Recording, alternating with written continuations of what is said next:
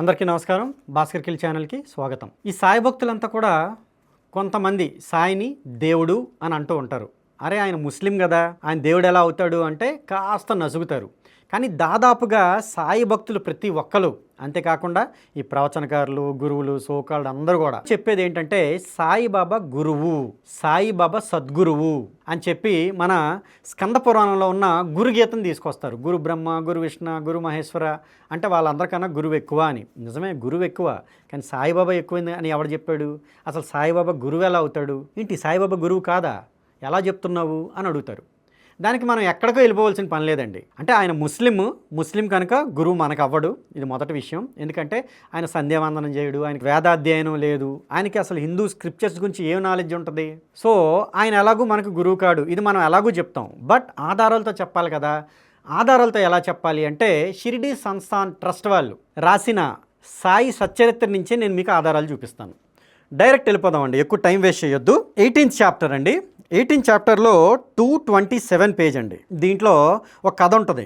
అదేంటంటే, తర్వాత శ్యామారావు మరో కథ చెప్పాడు. అతను ఇలా అన్నాడు: దేశముఖుల వంశానికి చెందిన స్త్రీ ఒక ఆమె ఉండేది. ఆమె మనసులో సత్పురుషులను చూడాలనే కోరిక ఉండేది.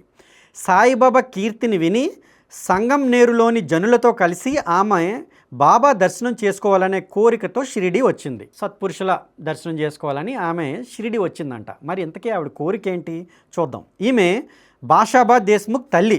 ఆమె పేరు రాధాబాయి. సాయిబాబా చరణాల్లో భక్తిని పెట్టి ఆమె ఆయన దర్శనం చేసుకుంది. దర్శనం యథావిధిగా అయింది. దారిలో కలిగిన అలసట పోయింది. శ్రీవారి పాదాలపై ప్రేమ కలిగింది. ఇక్కడ చూసారా, ఈ రచయితలకు పైత్యం వెళ్ళింది ఎక్కడికి? సాయిబాబాని చూడడానికి. ఆయన ఎవడు? అల్లా మాలిక్ అనే ముస్లిము. కానీ ఇక్కడేం రాస్తున్నాడు ఈయన? ఏమనంటే శ్రీవారి పాదాలపై ప్రేమ కలిగిందంట. ఎవరితో పోలిస్తున్నాడు? విష్ణువుతో. మరి హిందువులు కోపం రమ్మంటే రాదండి? చచ్చిపోతారు కదా, మా సాయిబాబాని దూషిస్తున్నారని. ఇక్కడ దూషించింది ఎవరికి? విష్ణువుని కాదా? ఇక్కడ చిన్నబుచ్చింది ఎవరిని? విష్ణువుని కాదా? ఇందుకు కదా మనకు మండేది. ఏమనంటే కేసులు వేస్తాం, బెదిరిస్తాం అంటారు. సరే, ముందుకెళ్దామండి. ఆమెకు తన తీవ్ర ఇచ్చ జ్ఞాపకం వచ్చింది. అంటే జ్ఞాపకం వచ్చిందంట. ఆమె మనసులో ఉన్న తీవ్ర ఇచ్చ ఏమిటంటే శ్రీ సాయిబాబాని తన గురువుగా చేసుకోవడం. అలా చేస్తే ఆయన యోగ్యమైన ఉపదేశం చేస్తారు, దానితో తన పరమార్థాన్ని పొందుతుంది. ఆమె వయసులో ఎంతో వృద్ధురాలు. ఆమెకు బాబా మీద అత్యంత నిష్ట ఉండేది. ఈరోజు చాలామంది అదే అంటారు, మాకు బాబా గురువు, ఆయన మాకు చాలా నేర్పారు అని. ఈ సాయి భక్తులు కూడా మనకు అదే చెప్తారు, ఆయన గురువు, ఆయన పాదాల మీద పడండి, ఆయన మీకు చాలా నేర్పుతారు అని. కథ చాలా గమ్మత్తుగా ఉంటుందండి. ఇంతకీ మేము అడిగింది ఆయన ఏమి నేర్పాడు అనేది ఇందులో ఉంటుంది. ముందుకెళ్దాం. బాబా నుంచి ఎలాగైనా సరే ఉపదేశం పొందాలి అని ఆమె మనసులో తీవ్ర నిశ్చయం చేసుకుంది. తనపై కృప చూపి ఒక మంత్రాన్ని తన చెవిలో చెప్పనంత వరకు షిరిడి వదిలేసి వేరే చోటికి పోరాదని నిశ్చయించుకుంది. శ్రీ సాయిబాబా నోటి నుంచి తప్పక మంత్రం తీసుకుంటాను, ఇతరుల దగ్గర నుంచి తీసుకున్నవి పవిత్రమైనవి కాదు. ఆహా, ఎంత మంచిదండి ఈవిడ. ముస్లిం నుంచి మంత్రం తీసుకుంటుందంట, ఇతరుల హిందువుల దగ్గర నుంచి తీసుకున్నవి మాత్రం పవిత్రమైనవి కావంట. మరి ఈ ప్రాలాపన లేకపోతే ఈ పైత్యం ఆవిడదా లేదా రచయిద్దా ఏమో నాకు తెలియదు. శ్రీ సాయిబాబా పుణ్యాత్ములు, గొప్ప మహాత్ములు, ఆయనే నాపై అనుగ్రహం చూపిస్తారు అని అంతఃకరణలో దృఢంగా నిశ్చయించుకొని ఆమె అన్నము నీళ్లు మానేసి భీష్మించి కూర్చుంది. అసలే ఆమె వృద్ధురాలు. కడుపులో అణువంతైన ఆహారం లేదు, పచ్చి మంచినీళ్ళైనా ముట్టుకోలేదు. ఉపదేశం మీద అపరిమిత శ్రద్ధ. వృద్ధురాలు 3 రోజులు రాత్రింబవళ్ళు ఉపవాసంతో ఉంది. అంటే దాని అర్థం ఏంటి? ఎలాగైనా కూడా సాయిబాబా దగ్గర నుంచి ఆ మంత్రం అనేది నేర్చుకునే వెళ్తానని ఈవిడ పట్టుదలగా ఉంది. కానీ సాయిబాబా మాత్రం ఆమెని పిలవట్లేదు. ఇప్పటికి 3 రోజులు అయిపోయింది. ఆమె తిండి దిప్పలు మానేసి కూర్చుంది.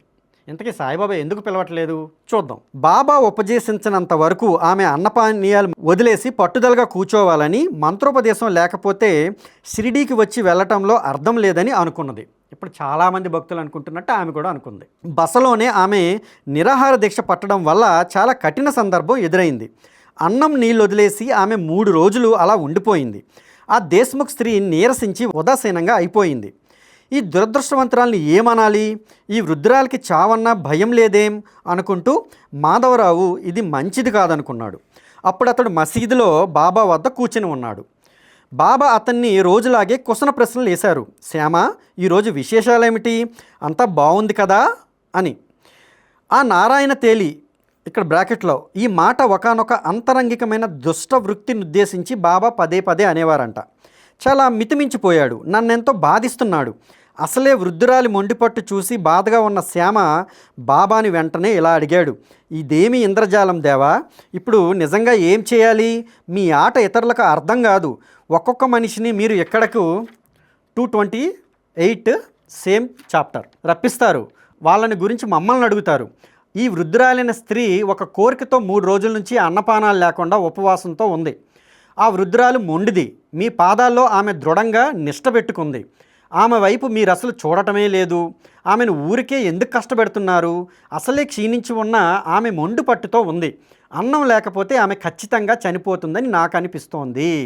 వృద్ధురాలు ఉపదేశం కోసం సాయి దర్శనానికి పోయింది, కానీ సాయిబాబాకి దయ కలగలేదు. ఆయన ఆమె మరణానికి కారణమైనారని లోకులు అంటారు. బాబా, అలాంటి దోషారోపణలను కలగనీయకండి. ఆమెకు ఆమె హితాన్ని గురించి మాటలు చెప్పండి. ఆమెపై కృప చూపి ఆ అపయశస్సు తొలగించండి. వృద్ధురాలి దేహంలో ఇప్పుడు శక్తి మిగలలేదు. ఆమె ప్రాణాలు తల్లడిల్లిపోయాయి. ఆమె మరణిస్తే మీకు చెడ్డ పేరు వస్తుంది. వృద్ధురాలి నియమం నెరవేరటం కష్టం. దురదృష్టవశాత్తు ఆ వృద్ధురాలు చనిపోతే చాలా చెడు జరుగుతుందని మాకెంతో చింత కలుగుతుంది. వృద్ధురాలేమో మొండిగా కూర్చుంది. ఆమెపై మీరు కృప దయ చూపకపోతే ఆమె జీవించి ఉండదు. మీ నోటితో ఆమెకి ఏదైనా చెప్పండి అని సాయిబాబాకి ఆయన శిష్యుడు అన్నాడు. అక్కడ పాపం వృద్ధురాలి బాధ వృద్ధురాలది, ఇక్కడ ఈ శిష్యుడి బాధ శిష్యుడిది. నిజానికి సాయిబాబా బాధ సాయిబాబాది. ఇక్కడికి 18th చాప్టర్ అయిపోయిందండి. ఇప్పుడు 19th చాప్టర్లోకి వెళ్దాం. ఇదేంటంటే మదనుగ్రహం 2. దీని ముందు చాలా సొల్లు ఉంటుందండి. ఈ రచయిత హేమాడ్ పంత్ ఎలాంటి వాడు అంటే, సాయిబాబా తాలూకు కథ కానీ ఒకవేళ చెప్తే ఎవడైనా వింటాడో లేదో అని వీళ్ళు చాలా హైలీ ఫిలసాఫికల్ అన్నట్టు మన గ్రంథాల నుంచి, అంటే వేదాల నుంచి, ముఖ్యంగా ఉపనిషత్తుల నుంచి, పురాణాల నుంచి తీసుకొచ్చి ఆ సాయిబాబా కథతో సంబంధం లేకపోయినా ఎలివేషన్స్ అనమాట, పేడెప్పిస్తాడనమాట. అంటే ఇప్పుడు రాజమౌళి సినిమాకి కీరవాణి బ్యాక్గ్రౌండ్ మ్యూజిక్ లేకుండా చూస్తే ఎలా ఉంటుందండి మనకి? లేకపోతే రజనీకాంత్ సినిమాలకి అనిరుద్ మ్యూజిక్ లేకపోతే ఎలా ఉంటుంది? చప్పగా ఉన్నట్టు అనిపించదు. సో దాన్ని హైప్ చేయాలంటే మన గ్రంథాల నుంచి సారాంశం అంతా తీసుకొచ్చి పేజీలు నింపేస్తారనమాట. అది చదివితే అబ్బో ఏం గ్రంథం చదువుతున్నామండి మనం అనుకోవాలి. కానీ నిజానికి అదంతా మన గ్రంథాల్లోనే ఉంటుంది. దానికి ఎక్కడి వరకు ఎందుకు రావాలి? మన గ్రంథాలే చదువుకుంటే సరిపోద్ది కదా.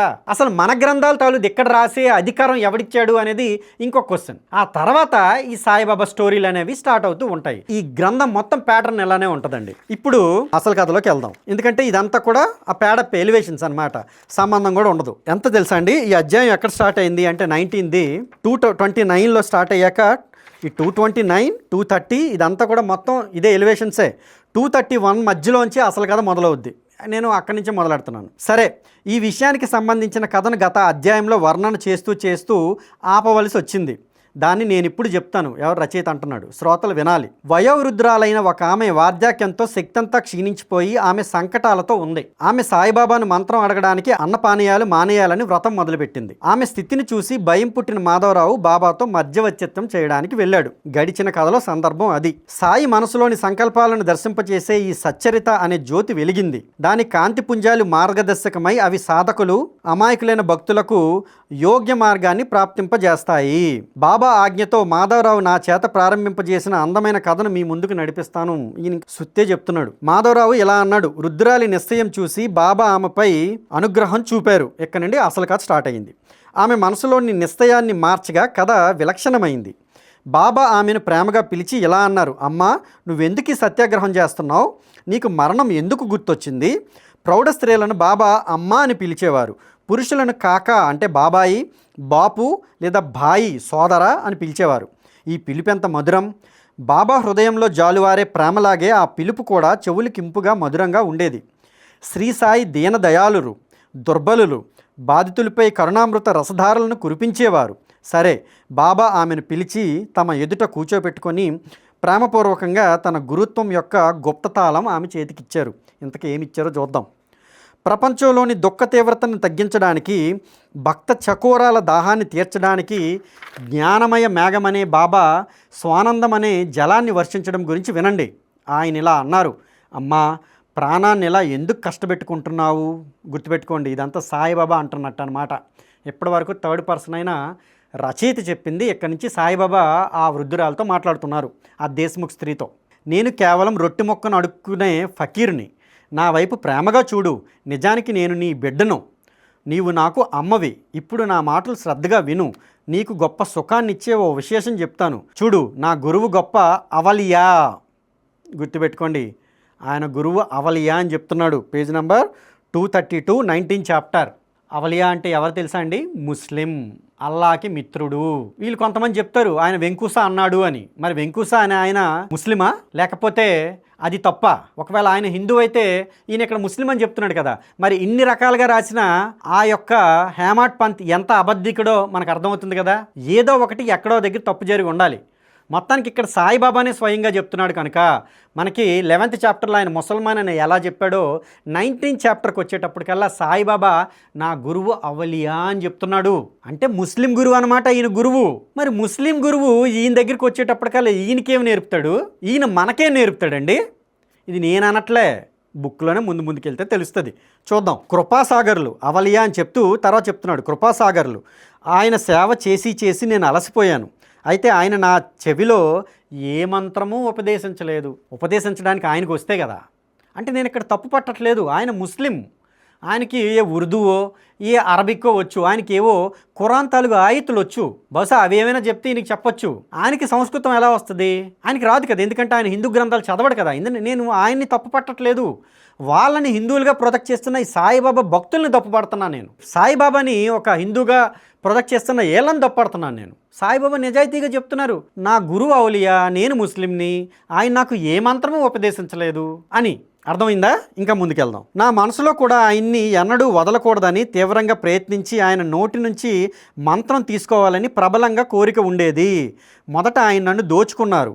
నన్ను 2 పైసలు అడిగారు. నేనవి వారికి ఇచ్చాను. మంత్రం ఇవ్వమని ఎంతగానో వేడుకున్నాను. నా గురువు పూర్ణకాలంలో సర్వ విచ్చులు ఆకాంక్షలు నెరవేరిన వారు. మరి ఆయనకు 2 పైసలతో ఏం పని? శిష్యులను డబ్బులు అడిగే వారిని నిష్కాములని ఎలా అనాలి? అయితే అలాంటి శంకను మనసులో రానియకూడదు. ఆయన వ్యవహారికమైన డబ్బుని స్వప్నంలో కూడా కోరరు. డబ్బుతో ఆయన చేయవలసిందేముంది? నిష్ఠ, సబూరిలే ఆ 2 పైసలు, మరొకటి కాదు. వాటిని నేను వెంటనే ఇచ్చేశాను. అందువల్ల గురుమాత పట్ల ప్రసన్నులైనారు. ధైర్యం అంటేనే సహనం. దాన్నన్నింటినీ దూరంగా నెట్టేయకు. ఎప్పుడైనా సరే, ఎలాంటి సందర్భంలోనైనా సరే ఇదే గట్టెక్కిస్తుంది. పురుషుల పౌరుషత్వం అంటేనే సహనం. అది సంతాపాన్ని, దైన్యాన్ని తీసేస్తుంది. ఈయన ఇలా ఇవన్నీ కూడా మాట్లాడుకుంటూ వెళ్ళాడు. ఇవన్నీ కూడా మన కాంటెస్ట్కి పెద్ద ఇవేం కాదు. 12 సంవత్సరాల పాటు నేను గురువు పాదాల వద్ద ఉండిపోయానని ఇవన్నీ చెప్పుకుంటూ వెళ్తున్నాడు. ముందుకెళ్దామండి. ఇక 233 అండి, 19th అధ్యాయం. నా గురువు కూడా అదే కోరేవారు. నేను మధ్యలో కాస్త కట్ చేసేసాను, మనకు అవసరం లేదని. అది తప్ప ఆయనకి మరో కోరికే లేదు. ఆయన నన్నెప్పుడు ఉపేక్షించేవారు కాదు. నా సంకటాల నుంచి నన్నెప్పుడు రక్షించేవారు. కొన్నిసార్లు నేను గురువు పాదాల వద్ద ఉండేవాడిని, కొన్నిసార్లు నేను సముద్ర తీరంలో ఉండేవాడిని. అయితే నా సహవాస సుఖానికి దూరం అంటూ ఉండేది కాదు. ఆయన నన్ను కృపని నింపుకొని దృష్టితో సంరక్షించేవారు. తాబేలు తన పిల్లలకు తన దృష్టితో ఆహారం సమకూర్చినట్లే ఉండేది మా గురువుగారి పద్ధతి కూడా. దృష్టితోనే ఆయన తమ శిష్యులను కాపాడేవారు. అమ్మా, ఈ మసీదులో కూర్చొని ఉన్న నేను ఏం చెప్తానో అది నిజమని తెలుసుకో. నా గురువు నా చెవిలో ఏది ఉపదేశించినప్పుడు నేను నీకెలా ఉపదేశిస్తాను? Note this point your honour. Saibaba ముస్లిం, ఆయన గురువు ముస్లిం. ఆయన ఈయనకేమీ కూడా ఒక మంత్రం కూడా చెప్పలేదు. ఆయనే నాకు ఉపదేశించినప్పుడు నేను నీకేం ఉపదేశిస్తానమ్మా అని స్వయంగా 3 రోజుల నుంచి చచ్చి బతికి ఉన్న లేదా చావు బతుకుల్లో ఉన్న ఆమెకి సాయిబాబా గారు స్వయంగా చెప్తున్నారు. ఎప్పటికైనా సాయిబాబా భక్తులు లేకపోతే మన హిందువులు కళ్ళు తెరవండి. ఆయన నాకు ఉపదేశించడమే చేతకాదురా బాబు అని స్వయంగా ఆయనే సాయి సచ్చరిత్రలో చెప్పినట్టు సాయి సంస్థాన్ ట్రస్ట్ చెప్తుంది. మరి ఆయన ఏ విధంగా ఎవరికి గురువు అయ్యారండి? ఉపదేశించడం అనేది ఒక మినిమం అనేది కాదా? ఆయన జ్ఞానం ఎంత ఉందని సెకండరీ. సాయిబాబాకి ఉందా లేదా అనేది కూడా ఇక్కడ మనకు అనవసరం. అసలు ఆయనకు ఉపదేశించడం రాదంట, ఆయనకి మంత్రం చెప్పడం రాదంట. ఎందుకంటే ఆయనకి మంత్రం తెలీదు. ఎందుకు తెలీదు అంటే ఆయన గురువుగారు ఈయనకి చెప్పలేదు, ఎందుకంటే ఆయన అవులియా. ఎంత క్లియర్గా ఉంటే ఎవరిని మోసం చేస్తారండి? ఎవరికి మీరు ఈ అబద్ధాలన్నీ చెప్తారండి, ఇవి చెప్తున్నందుకు మా మీద కేసులా, ఈ బుక్ మేమేమైనా రాసి తీసుకొచ్చామా, ఇందులో ఇన్ని ఉన్నాయనే సాయిబాబా సంస్థను 700 పేజీలది ఎగరగొట్టేసి 300 పేజీలది ఇప్పుడు అమ్ముతుంది మొత్తం అన్నీ లేపేసి. పాపం ఇవన్నీ చెప్పిన తర్వాత ఆ వృద్ధురాలు ఏం చేస్తుందండి, అయ్యా నీకు ఒక నమస్కారం అని చెప్పి నమస్కారం పెట్టి ఆవిడ వెళ్ళిపోయిందంట. మొత్తానికి అన్ని రోజులు మిగతా వాళ్ళందరూ అపవిత్రులంట, వాళ్ళ మంత్రాలు వినకూడదంట, ఈయన దగ్గరికి మాత్రమే వచ్చి వినాలని వచ్చింది. మరి ఆవిడ కోరిక తీరిందా? స్వయంగా సాయిబాబా ఎదురుగా ఉన్నప్పుడే ఒక వృద్ధురాలు వచ్చి ఆయన దగ్గర 3 రోజులు అన్నం నీళ్లు అన్నీ మానేసి కూర్చుంటే ఆవిడకి ఆయన మంత్రోపదేశం చేయలేకపోయాడు, ఏమి ఉపదేశించలేకపోయాడు. ఇక ఆయన చనిపోయిన తర్వాత ఆయన మీకేం ఉపదేశిస్తాడు, నాకేం ఉపదేశిస్తాడు, ఎవరికైనా ఏమి ఉపదేశిస్తాడు?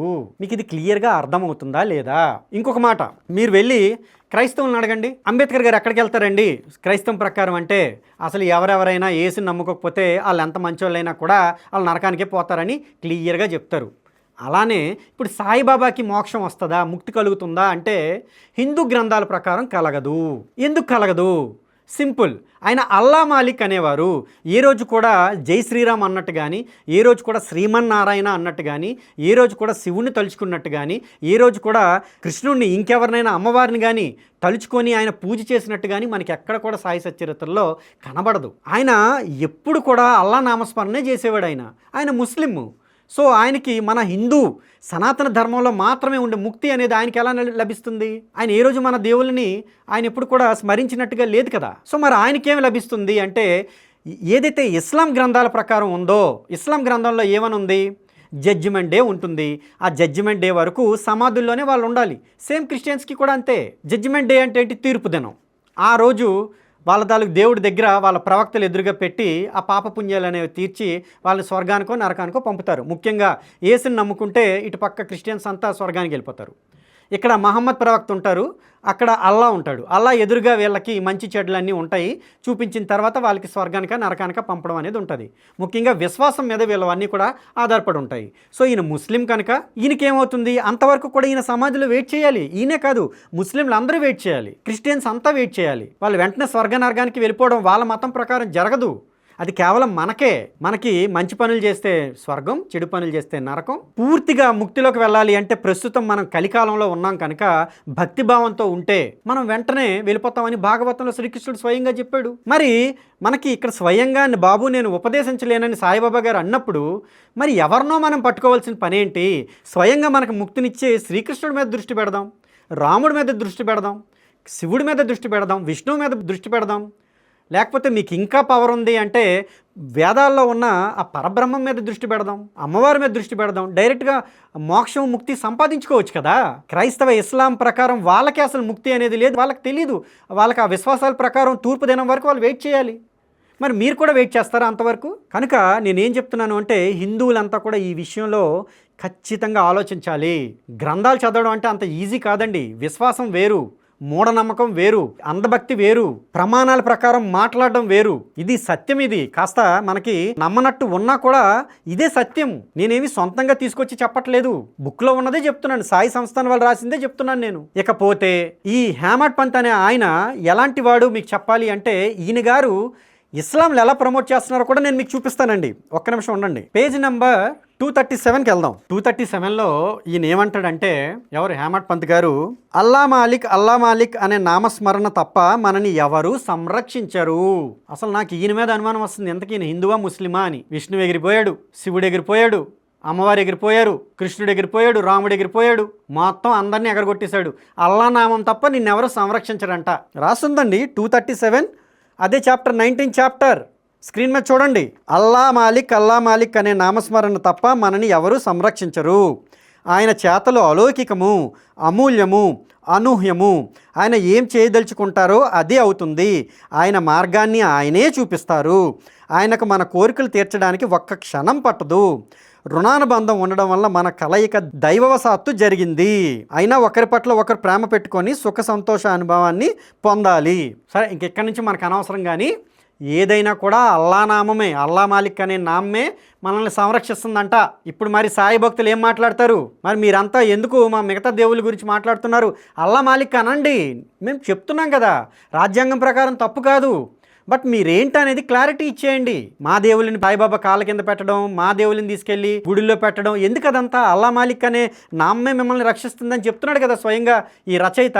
ఇంతే కాదండి, అసలు ఈ రచయిత గారికి మన గ్రంథాల మీద ఎంత పట్టుందో ఇంకొక చిన్న ఉదాహరణ చెప్తాను మీకు. ఇప్పుడు పేజ్ నంబర్ 240, అదే అధ్యాయం 19th. దీంట్లో 240లో ఏం చెప్తున్నాడంటే ఆయన, అదే హేమడ్ పంత్ రచయిత, రాముడు జన్మించడానికి ముందే అతను ఆయన చరిత్రను రాశాడు.